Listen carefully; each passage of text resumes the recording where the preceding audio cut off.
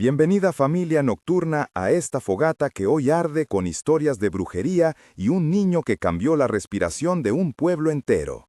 Bienvenidos tanto ustedes que vienen por el terror puro como ustedes que vienen por relatos que parecen tocar algo íntimo de la vida diaria. Este espacio es para los dos grupos y para cualquiera que haya sentido alguna vez que la noche no es solo ausencia de luz, sino presencia con intención. ¿Son verdad? ¿No son verdad? No tenemos manera de saberlo porque nos lo envían desde las sombras de casas, desde mensajes que aparecen a la medianoche, pero sí sabemos que importan por lo que hacen sentir. En el caso de hoy, vamos a llamar Mariana a quien reunió estas historias. Mariana no es una investigadora famosa ni una curandera de novela. Es una mujer que heredó de su abuelito una caja de amuletos, que hace yoga para calmar la ansiedad y que mantiene un pequeño Buda en la sala. Ella recogió relatos de vecinos, cartas dobladas, audios en la madrugada, y la historia que más se repitió fue la del niño siniestro que aterrorizó un pueblo entero. Antes de entrar en lo oscuro, quiero contarles algo que humaniza la trama. Cuando Mariana era chica, su amiga Alba le pegó un moño en el cabello y le dio un beso en la mejilla para consolarla por un examen fallido. Se rieron tanto que el moño terminó en la sopa y las dos se prometieron nunca contar ese momento a nadie porque las risas son sagradas. Si sienten frío en el estómago con ese detalle, tomen una taza de té, enciendan una vela y acompáñenos. Va a haber variedad esta noche, relatos de miedo, de culpa, de nostalgia y algunos que dejan un escalofrío que no se quita. Mariana nos dijo que lo que vamos a escuchar fue lo que la llevó a recorrer casas, a hablar con padres desesperados y a acompañar a curanderos y a peritos. Ahora vamos con la primera historia, la que empezó todo, la de un niño llamado Iván que, según vecinos, empezó a jugar con sombras hasta que la sombra jugó con ellos. Iván tenía la apariencia de cualquier chico de 11 años, pelo oscuro, una cicatriz pequeña en la ceja por una caída de bicicleta y una manera de sonreír que algunas madres llamaban encantadora y otras, con una voz más baja, llamaban inquietante. Vivía en la calle principal del pueblo, en una casa vieja junto a la iglesia donde el padre Esteban daba misa los domingos. La primera noche que los vecinos notaron algo raro fue una tarde húmeda de verano cuando se escucharon risas por detrás de las paredes. La señora Rosa, quien vive al lado y cuida los trastos, contó que oyó una canción infantil y que la letra cambiaba por segundos con una voz que no era una sola. Era como ver a alguien peinar el viento, dijo, y sus manos temblaron al recordarlo. Mariana entrevistó a Rosa y el intercambio quedó registrado tal como se lo cuento ahora, en diálogo porque quiero que escuchen la cadencia y la duda. Rosa, ¿cómo describirías aquel sonido?, preguntó Mariana. Era una risa que olía a tierra mojada, respondió Rosa. ¿Oías palabras? A veces sí, decía nombres que a nadie le sonaban. ¿Nombre de personas vivas? No siempre. Decía abuelito, decía puerta, decía vete. Y luego volvía a cantar. ¿Y el niño, lo viste? Lo vi en la ventana con un vestido viejo que no le quedaba, como si hubiera vestido la ropa de otra época. ¿Te tocó? Una vez sentí un golpecito en la espalda, pero era la silla que se cayó. ¿Llamaste a alguien? Llamé a doña Celia, la vecina del fondo. ¿Y qué hizo doña Celia? Me trajo sal y me dijo que no era buena idea hablar de eso por la noche. ¿Te fui a misa después? Fui, pero no pude concentrarme. ¿Podrías dormir? No por semanas. ¿Aún recuerdas la canción? Aún la tarareo cuando riego las plantas. Ese diálogo es uno de muchos que Mariana registró en su libreta y nos sirve para entender cómo un sonido puede traer olor, cómo la memoria mezcla sentidos. En esta escena expandida, noten la visión de la ventana empañada, el sonido de la canción infantil que llega como si viniera desde una cueva, el olor a tierra húmeda que se impregna en la ropa, el tacto de la silla que se tambalea y el gusto metálico que a veces se siente en la boca cuando la adrenalina sube. Son descripciones sensoriales que se repiten porque así se almacenaron en la memoria de la gente. Al final de la primera semana, la ambulancia pasó una noche a las 2 de la mañana por un reporte de histeria colectiva. La camilla no salió, pero el sonido del motor quedó en la esquina como un lamento. Mariana siguió recogiendo voces y nombres, y ahí aparece otro personaje importante, Tomás, el maestro de la escuela, que vio al niño dibujar túneles en el suelo y trazar con tiza puertas que nadie había abierto. Aproximadamente a las 2 semanas, la cosa se volvió patrón. Vecinos distintos aseguraron oír lo mismo a la misma hora. El guardia nocturno Iván Herrera, que no tiene relación de parentesco con el chico pero comparte nombre con él, contó que cada noche a las 2 en punto el pueblo contenía la respiración. Se me erizaba la piel desde la nuca hasta la punta de los dedos, le dijo al periodista local Jorge. Otro testigo, el panadero señor Delgado, no creía en brujería y aún así dejó de cerrar la puerta a esa hora porque sentía que algo la empujaba desde fuera. El patrón incluía un aroma a colonia antigua, una luz que se apagaba y se encendía en la sala de la casa del niño y el sonido de una pelota rebotando en un patio interior cuando nadie jugaba. Mariana comenzó a notar coincidencias. De una familia que estaba siempre torcida, un moño rojo que aparecía en la cuerda de tender ropa y rasguños en la puerta de la iglesia. Para explicar a los escépticos, Mariana sumó testimonios y encontramos al perito Lara, quien hizo una revisión técnica de la casa. No hay entrada forzada, dijo Lara, no hay evidencia de contagio criminal obvio, pero hay huellas en el polvo que no corresponden con pies humanos.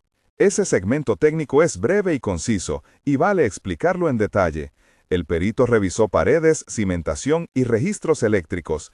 Detectó anomalías en la instalación que parecían haber sido manipuladas hace años, y una cavidad pequeña bajo la galería que alguien, en algún momento, intentó cementar. Sus palabras aportan una plausibilidad material a lo que se siente como irracional. Mariano también habló con el médico Rivera, quien atendió a una mujer que decía escuchar voces. El médico no halló enfermedad neurológica evidente, pero admitió que la angustia física se manifestaba con mareos, palidez y vómitos. Vayamos ahora al backstory central de Mariana, porque su biografía es la pieza que conecta infancia, brujería y el niño del pueblo. Mariana fue criada en una casa que siempre olía a incienso y a café recién colado. Su abuelito era carpintero y al tiempo también le enseñó a diferenciar una llave de bronce de una réplica.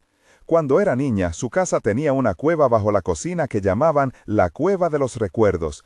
Allí guardaban fotografías, cartas y un pequeño vestido que la abuela usó en su misa de bodas. Ese vestido, con un moño cosido a mano, reaparecería años después en una escena que nadie esperaba. En la adolescencia, Mariana aprendió a escuchar a la gente porque su trabajo en una tienda la obligó a aprender nombres, historias y horarios. Uno de sus primeros empleos fue como asistente en la biblioteca municipal donde ayudó al profesor Tomás a clasificar relatos locales. Fue allí donde descubrió que la palabra rasguños aparecía en al menos 5 historias antiguas. De adulta, Mariana decidió no ser sola una oyente. Empezó a anotar, a grabar y a acompañar a quienes la llamaban. Ella aprendió a no juzgar, a preguntar con suavidad y a ofrecer té. Su vínculo con la comunidad le dio acceso a archivos familiares y a un anecdotario que finalmente conformó este mosaico.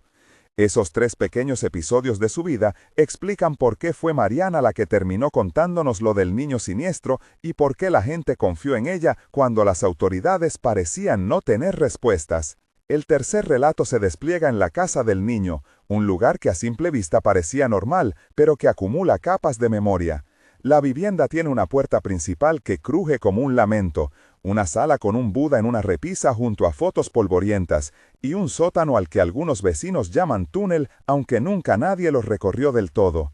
Mariana conversó con la madre del niño, Alba García, una mujer joven que trabajaba en el comedor popular y que se despertaba a veces con manos temblorosas por la mañana. Una noche encontré a Iván jugando con un vestido viejo y riéndose como si ese vestido le hablara, dijo Alba. Le pregunté qué hacía y me dijo que lo cuidaba porque el vestido le decía secretos. ¿Qué tipo de secretos?, preguntó Mariana. Que había que abrir la puerta de la cocina a medianoche, dijo la madre con los ojos enrojecidos. ¿Y lo hicieron? No, cerré la puerta, pero la cerradura apareció rota al día siguiente. En esta escena desarrollamos un diálogo entre Mariana, la madre Alba, el padre ausente Andrés y el vecino Tomás, con 8 intercambios que muestran la tensión y la culpa. Mariana, ¿cree que mi hijo está mal?, pregunta Alba. No lo sé, responde Mariana, pero algo lo está empujando. ¿Hubo alguien que hablara con ustedes sobre brujería?, pregunta Andrés con voz cortada. Una mujer mayor se ofreció a dar bendición, dice Alba. ¿La llamaron?, pregunta Tomás. La llamamos una vez, se fue con demasiada prisa, responde la madre. ¿Y el vestido?, insiste Mariana. Lo incineramos en el patio, dice Andrés. No sirvió, dice Alba. ¿Qué viste después?, pregunta Tomás. Rasguños en la mesa, olor a colonia vieja, la foto de mi abuelito volteada, responde Alba. ¿Hay alguien que pueda explicar esto?, pregunta Mariana. Solo el padre, dice Tomás. Fui a hablar con él, dice Mariana. ¿Y qué dijo? Que reza por ellos cada noche. Esos intercambios largos muestran cómo la culpa y la desolación se mezclan con la convicción y la superstición. En el relato hay 4 o 5 descripciones sensoriales: la textura rugosa del vestido, el olor a colonia antigua, el sonido de la llave que no encaja, la vista de la foto que queda torcida y el tacto frío de la mesa donde aparecieron rasguños. La historia del lugar se extiende a la plaza del pueblo, donde el tiempo parece detenerse. Allí vivían personajes secundarios que ahora nombraré porque su presencia en las recolecciones de Mariana fue crucial. Además de Rosa, Doña Celia, Tomás, Padre Esteban, Médico Rivera y Perito Lara, aparecen Iván Herrera, el periodista Jorge, la panadera Lucía y el arquitecto señor Herrera. Cada uno aportó un detalle concreto. Lucía, una alacena que siempre olía a sopa. Jorge guardó notas sobre la hora exacta de los sucesos. El arquitecto encontró un tabique con signos de haber sido remendado muy recientemente. En una reunión en la plaza, con la brisa que olía a azahar y con las campanas de la iglesia sonando de fondo, los vecinos discutieron si era producto de una broma o de algo más antiguo. El arquitecto describió en un segmento técnico la revisión de la casa en no más de 300 caracteres, como corresponde a los datos técnicos. Se detectaron fisuras en la base, humedad elevada en el sótano y restos orgánicos detrás de un panel que sugieren que alguien intentó sellar una cavidad sin registro en planos. Esa explicación dio una pista tangible a lo intangible y alimentó a quienes votaban por una explicación material. La quinta historia entra en la esfera humana de la culpa y la acusación. En el pueblo empezó a crecer la sensación de que alguien debía pagar por los sustos y las noches sin sueño. Los vecinos señalaron, en susurros, a una mujer mayor, Doña Celia, que había tenido fama de curandera y que vivía sola en una casita con macetas. Algunos dijeron que la vieron salir de noche con frascos, otros que la oyeron hablar con un nombre que no era de este mundo. Hubo confrontaciones y un diálogo de alta carga emocional entre Doña Celia y la madre Alba, que tuvo 8 repeticiones de reproches y justificaciones. «Doña Celia, ¿qué llevó a mi hijo a esto?», grita Alba. «Yo le hice una bendición», responde la anciana. «No es suficiente», replica Alba. «¿Tuviste algo que ver con el vestido?», insiste la madre. «Yo curé a tu madre años atrás», responde la anciana. «¿Por qué ahora ocurre esto?», pregunta alguien desde la ventana. «No tengo respuesta», dice Doña Celia con la voz quebrada. «Solo quise ayudar». «Su ayuda rompió algo», dice la gente. «¿Quién decidirá ahora?», pregunta el médico Rivera. «¿La comunidad o la policía?», responde el periodista Jorge. «La policía vino y no encontró delito», dice el arquitecto. Pero la sospecha siguió ahí. En esta escena, la tensión humana es la protagonista, y el diálogo extenso muestra cómo la sospecha erosiona alianzas. Aquí se añaden 4 o 5 descripciones sensoriales: la voz seca de la anciana, el aroma de hierbas que sube cuando abre la puerta, el tacto áspero de las manos de la madre, el brillo mortecino de la luz en la ventana, y el sonido de pasos que no corresponden a nadie. Tras semanas de tensión, el clímax llegó como una noche en la que coincidieron luna nueva, una misa bendita y un sueño colectivo contado por varios habitantes. Ese clímax compuesto tiene 3 momentos de tensión que voy a desarrollar con detalle. Primer momento: el pueblo entero se reunió en la plaza porque la madre del niño pidió ayuda. Había velas que despedían un olor dulzón a cera y el frío de la noche hacía que el humo de los cigarrillos quedaba en capas visibles. Mariana recibió un audio donde se escuchaba a Iván cantar una canción que nadie reconocía. La tensión se acumuló en la garganta de la gente y alguien gritó que vio a un niño cruzar corriendo la calle sin chocar con los coches. En ese instante, la memoria colectiva se calmó y luego estalló. Segundo momento. Dentro de la casa, a la hora en que la calle solía callar, la puerta principal se abrió sola y una corriente de aire lleno de polvo y de olor a ropa vieja pasó. El padre Andrés intentó cerrar la puerta, pero las manos de alguien, pequeñas y frías, lo empujaron desde dentro. La angustia y la decisión de correr al sótano o subir al altillo dividió a la gente. Tercer momento. En una decisión que cambió todo, decidieron llevar al niño a la iglesia en camilla improvisada para que el padre Esteban hiciera una bendición pública. En el momento de la bendición, Iván dejó de llorar y miró a la multitud con unos ojos que ya no parecían suyos. La tensión fue tal que algunos desmayaron, otros gritaban oraciones y otros simplemente se tapaban la cara para no ver. Cada uno de estos instantes tuvo descripciones sensoriales intensas. El golpe sordo de una campana, el sabor metálico en la boca de los que vieron el niño, la sensación pegajosa en las manos por el sudor, la vista de la vela que se consumía hacia abajo en segundos y un sonido como de rasguños detrás de la pared. Después del clímax vino la resolución parcial, y lo que quiero ahora desarrollar es el epílogo que muestra los desdoblamientos en 3 momentos temporales, porque a menudo en estas historias los efectos no se solucionan de un día para otro. Un mes después de los hechos, la calma era relativa, y las noches seguían teniendo ese silencio que no es ausencia sino vigilancia. Mariana visitó la casa con una linterna y encontró el vestido incinerado, pero una hebra de moño rojo adherida a un ladrillo. La madre Alba asistía a misa todos los domingos con un rosario nuevo y a veces, mientras lavaba platos, decía que sentía que alguien peinaba su pelo desde atrás.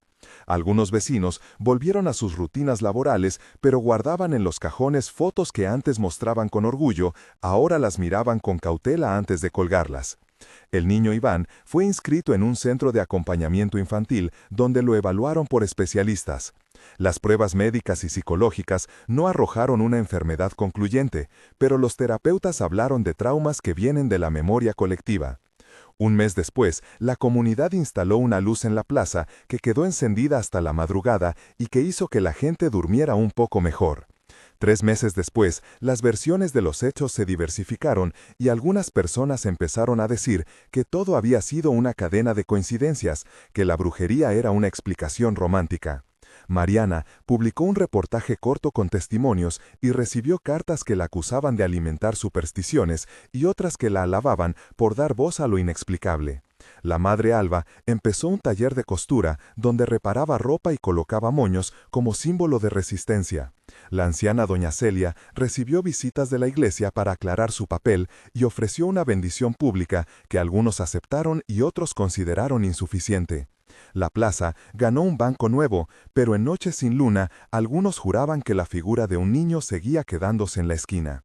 6 meses después, la memoria del pueblo se había mezclado con rituales nuevos, velas en ciertas fechas, una pequeña peregrinación a la cueva, bajo la cocina que algunos querían cementar para olvidar y otros querían mantener como testigo. Mariana regresó entonces con una cámara y un registro sonoro, y descubrió que los patrones seguían, pero ahora con menos intensidad. Hubo casos de personas que reportaron sueños donde el niño les hablaba de nombres perdidos. Otros se reconciliaron con la idea de no encontrar una verdad única. El perito Lara revisó nuevamente la casa y propuso sellar la cavidad con materiales que previenen humedades. El arquitecto explicó que a veces la materia alberga memoria y que cementar no siempre borra lo que quedó impregnado. En estos 6 meses aparecieron curanderos, psicólogos, periodistas y voluntarios que buscaban entender o aprovechar la historia. La comunidad decidió organizar una misa con intención de cierre, y aunque algunos rechazaron la idea, la mayoría asistió en silencio, sosteniendo velas que despedían olor a cera y a incienso, y repitieron una bendición que nadie podía confirmar que tuviera el poder de cerrar una puerta que ya había sido abierta. Para cerrar Familia Nocturna, me queda decir lo siguiente. No pretendemos dictaminar si todo lo contado fue cierto o producto de miedo colectivo, pero lo que sí podemos afirmar es que estas historias dejan marcas en la gente, en las casas y en las noches. Si esta historia te recordó algo, si alguna vez una puerta se movió sola en tu casa, o si percibiste un aroma que trajo a la memoria un rostro que ya no está, empieza tu comentario con «Me pasó a mí» y cuéntalo en 2 líneas. Queremos leerlas, y hay muchas probabilidades de que en los próximos sábados contemos alguna que provenga de ustedes. Aquí formamos una comunidad que escucha sin juzgar, que compara testimonios y que a veces acompaña a quien necesita ayuda profesional.